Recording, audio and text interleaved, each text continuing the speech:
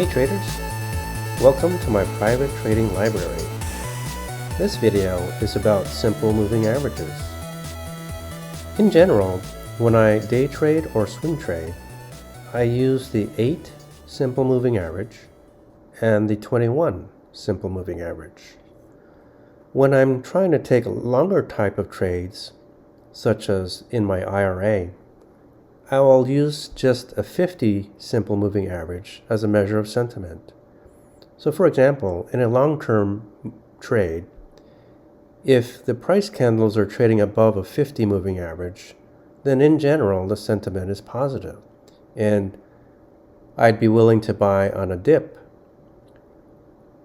so long as the price candle stayed above the 50 simple moving average.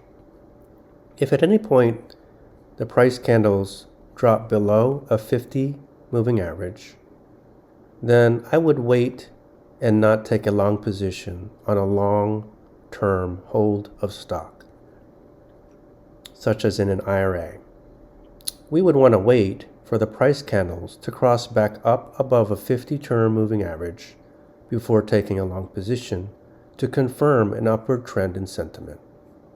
Now on this particular chart, I do not have the 50 moving average, except I have the 8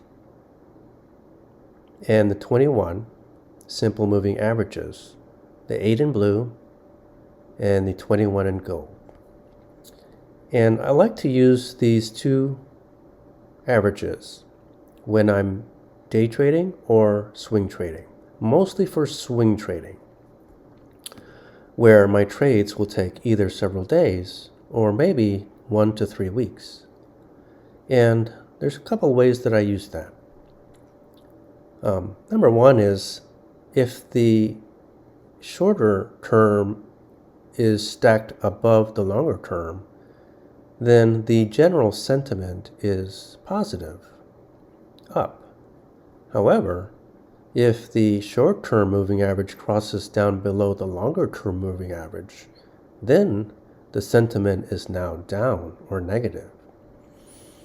In this instance, where a short-term moving average crosses down across a longer-term moving average, is called a death cross because the sentiment is now negative.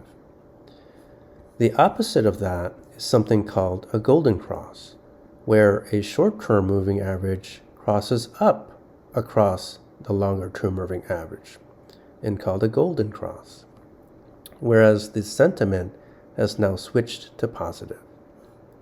So I use these two lines to help determine the general trend, and it allows me to confirm reversals when the short-term moving average crosses back up the 21 moving average.